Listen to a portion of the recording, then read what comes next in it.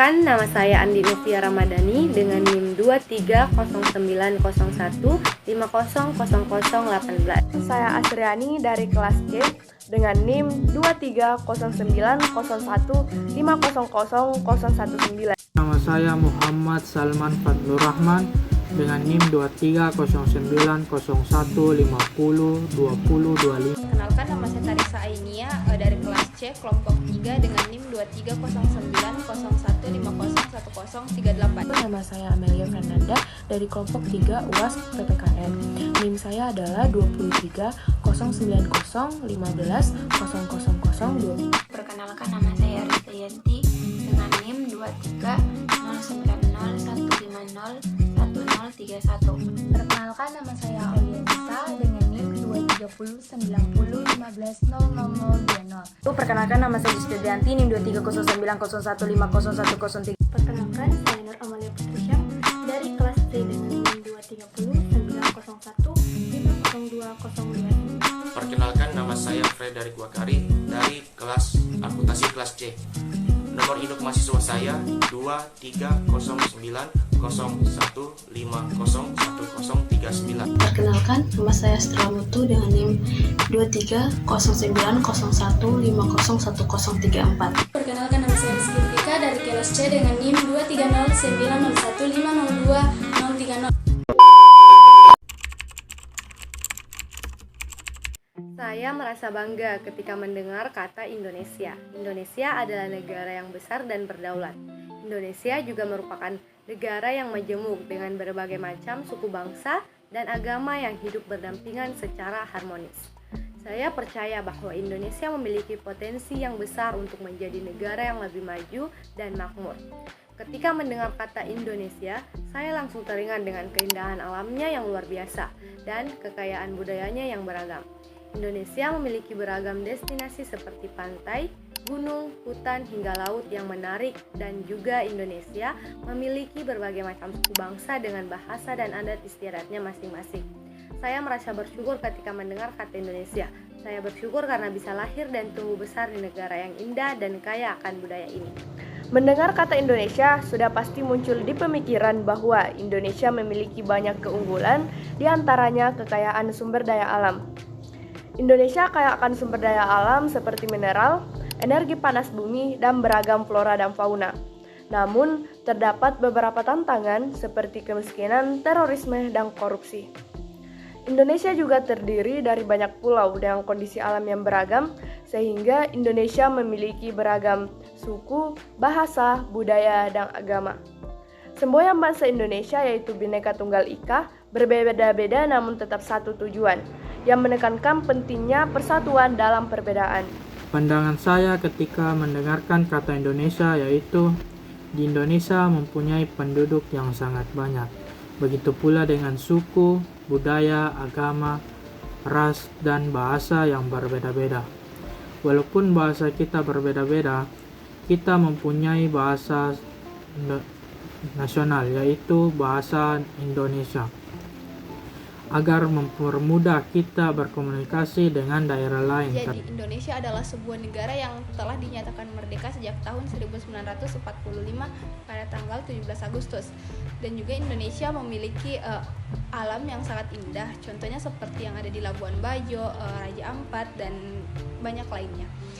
Dan juga Indonesia memiliki keberagaman suku dan budaya, dan banyaknya bahasa yang ada di dalam Indonesia.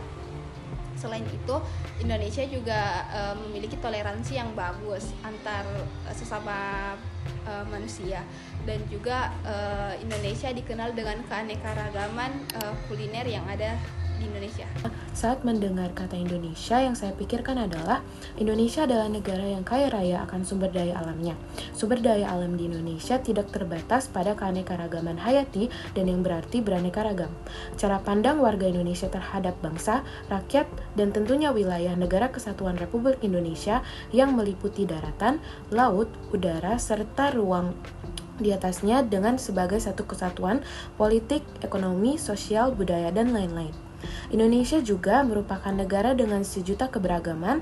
Keberagaman ini telah menjadi simbol persatuan yang dikemas dalam Bhinneka Tunggal Ika. Nah, yang terlintas di pikiran saya mengenai Indonesia yaitu Indonesia sangat unik loh dengan berbagai suku budaya. Indonesia terdiri atas beberapa ribuan pulau, banyak adat dan budaya, serta saling menghargai satu sama lain.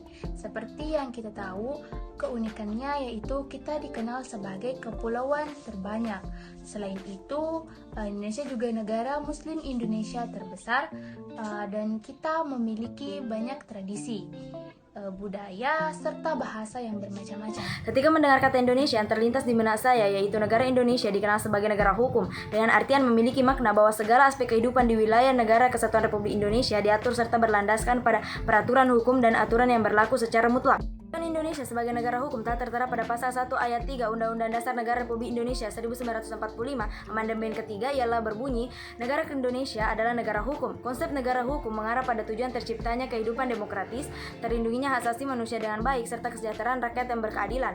Ciri khas Indonesia sebagai negara hukum memiliki unsur-unsur utamanya sendiri, yaitu hukumnya bersumber pada Pancasila dan Undang-Undang Dasar 1945, kedaulatan berada di tangan rakyat, pemerintah berdasarkan atas sistem konstitusi, persamaan kedudukan di dalam hukum dan pemerintahan. Sebagai negara hukum, Indonesia menganut 3 sistem hukum sekaligus yang hidup dan berkembang di masyarakat, yakni sistem hukum sipil, sistem hukum adat, dan sistem hukum Islam. Indonesia adalah negara kepulauan terbesar di dunia, terletak di antara Samudra Hindia dan Pasifik. Dengan lebih dari 17.000 pulau, Indonesia memiliki keanekaragaman budaya, bahasa, dan etnis yang luar biasa. Ibu kotanya Jakarta adalah pusat politik dan ekonomi. Menurut saya, Indonesia adalah negara yang unik dan kaya akan keanekaragaman, budaya, agama, serta sejarah, dengan lebih dari 17.000 pulau dan 270 juta lebih penduduknya.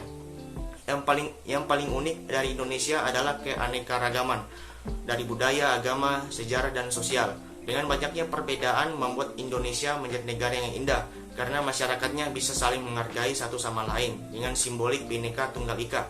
Indonesia juga memiliki potensi besar di masa depan di dalam berbagai bidang termasuk pariwisata, ekonomi, dan kebudayaan. Sejarah perjuangan kemerdekaan Indonesia dan semangat gotong royong yang masih kental di masyarakat merupakan ciri khas dari negara Indonesia. Menurut saya, Indonesia adalah satu dari sekian negara yang mempunyai kekayaan budaya dan alam yang melimpah. Banyaknya keanekaragaman yang dimiliki menjadikan Indonesia dikenal di mata dunia, mulai dari suku, bahasa, budaya, dan keindahan alam. Salah satunya adalah Pulau Bali yang sudah menjadi identitas Indonesia bagi warga asing. Ketika mendengarkan kata Indonesia, saya teringat tentang tempat kelahiran saya yang memiliki berbagai macam budaya dan kekayaan alam yang melimpah, serta memiliki salah satu pulau yaitu Pulau Kalimantan yang menjadi paru-paru dunia kedua setelah hutan hujan Amazon di Amerika Serikat. Indonesia adalah negara yang penuh dengan berbagai ras, suku, agama, budaya, dan juga segala kasus-kasusnya, mulai dari kasus pertikaian antar suku, pencurian kalangan pejabat, atau korupsi. Selain itu, Indonesia juga terkenal akan kekayaan alam yang luar biasa banyaknya, seperti hutan karet berlimpah, cadangan gas alam terbesar, kualitas tanah yang terbaik. Semua kekayaan itu hanya dimiliki oleh negara kita, Indonesia.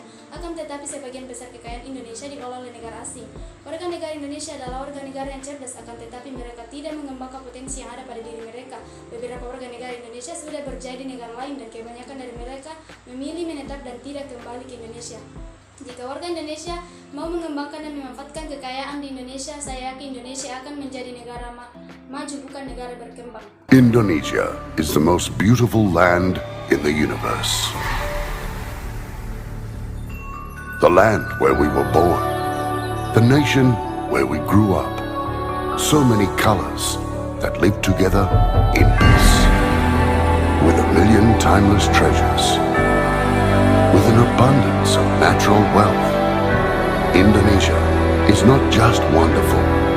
Indonesia is a wonderland. Kota baru gunungnya bermegah, bermegah, mana pur di Samangkarang, mana pur di Samangkarang. Bertemu lawanlah Adinda, Adinda imam bidadara, Samalayang imam bidadara, Samalayang.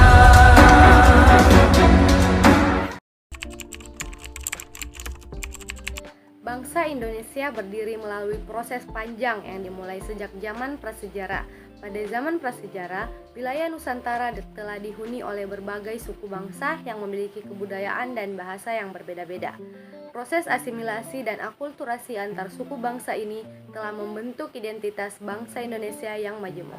Pada abad ke-16, wilayah Nusantara mulai dikuasai oleh bangsa Eropa, yaitu Portugis, Spanyol, Belanda, dan Inggris. Kekuasaan bangsa Eropa ini telah menimbulkan penderitaan bagi rakyat Nusantara. Hal ini mendorong munculnya perlawanan dari berbagai suku bangsa di Nusantara. Salah satunya adalah perlawanan rakyat Aceh terhadap Belanda. Pada awal abad ke-20, muncul kesadaran nasional di kalangan rakyat Nusantara. Kesadaran nasional ini didorong oleh beberapa faktor. Yang pertama, perkembangan pendidikan dan media massa. Yang kedua, pengaruh gerakan nasionalisme di negara lain. Yang ketiga, kebijakan pemerintah Belanda yang diskriminatif. Kesadaran nasional ini kemudian melahirkan berbagai organisasi-organisasi pergerakan nasional seperti Sarekat Dagang Islam, Budi Utomo, dan Jong Jaffa, dan organisasi-organisasi ini yang berjuang untuk mencapai kemerdekaan Indonesia. Perjuangan rakyat Indonesia untuk mencapai kemerdekaan akhirnya membuahkan hasil. Pada tanggal 17 Agustus 1945, Soekarno dan Muhammad Hatta memproklamasikan kemerdekaan Indonesia. Proklamasi kemerdekaan Indonesia ini kemudian diakui oleh dunia internasional. Letak teritorial Indonesia secara geografis berada di antara dua benua, yaitu benua Asia dan benua Australia. Selain itu, Indonesia juga berada di antara dua samudra, yaitu Samudra Hindia dan Samudra Pasifik. Letak geografis ini memberikan keuntungan bagi Indonesia dalam bidang perdagangan dan transportasi. Laut teritorial Indonesia adalah jalur laut selebar 12 mil, laut yang diukur dari garis pangkal kepulauan Indonesia. Letak Indonesia yang berada di garis khatulistiwa juga memberikan keuntungan bagi Indonesia dalam hal iklim. Indonesia memiliki iklim tropis yang relatif stabil sepanjang tahun. Hal ini menjadikan Indonesia sebagai negara yang subur dan memiliki potensi pertanian yang besar. Berikut adalah penjelasan lebih lanjut mengenai letak teritorial Indonesia tentang darat dan laut. 1. Darat. Indonesia merupakan negara kepulauan terbesar di dunia. Wilayah Indonesia terdiri dari kurang lebih 17.508 pulau yang tersebar di antara dua benua dan dua samudra. Pulau-pulau di Indonesia memiliki berbagai ukuran besar seperti Pulau Jawa, Sumatera, dan Kalimantan, hingga pulau kecil seperti Pulau Rote, Pulau Enggano, dan Pulau Mentawai.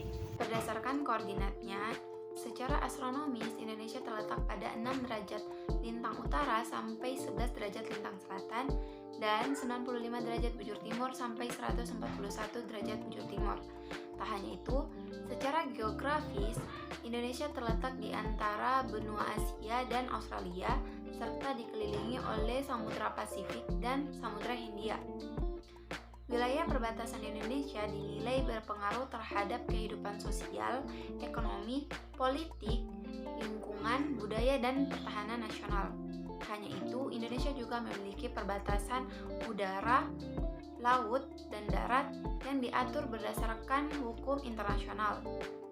Tutupan lahan di Indonesia secara umum terdiri dari hutan, sawah, dan organisasi.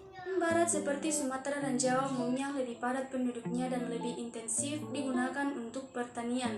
Sementara itu, bagian timur seperti Kalimantan, Sulawesi, Papua memiliki wilayah yang lebih luas dengan tutupan hutan yang signifikan.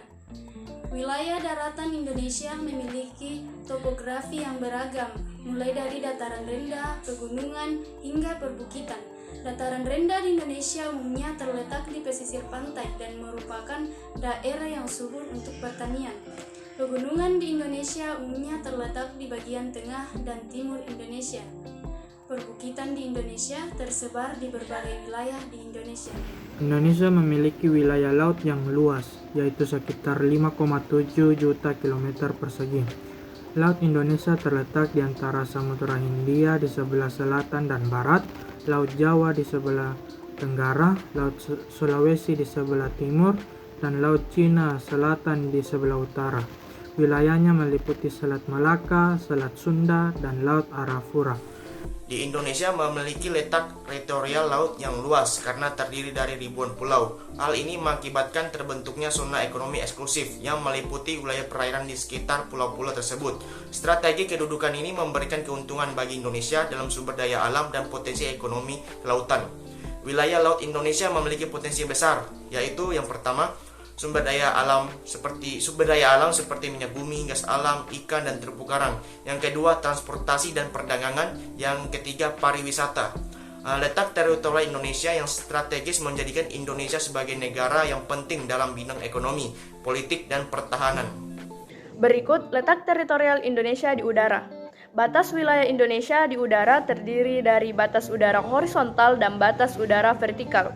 Batas udara horizontal Indonesia memiliki luas yang sama dengan negara Indonesia, yaitu 5.455.675 km persegi. Sedangkan batas udara vertikal Indonesia adalah area udara setinggi 110 km dari konfigurasi ketinggian permukaan negara Indonesia.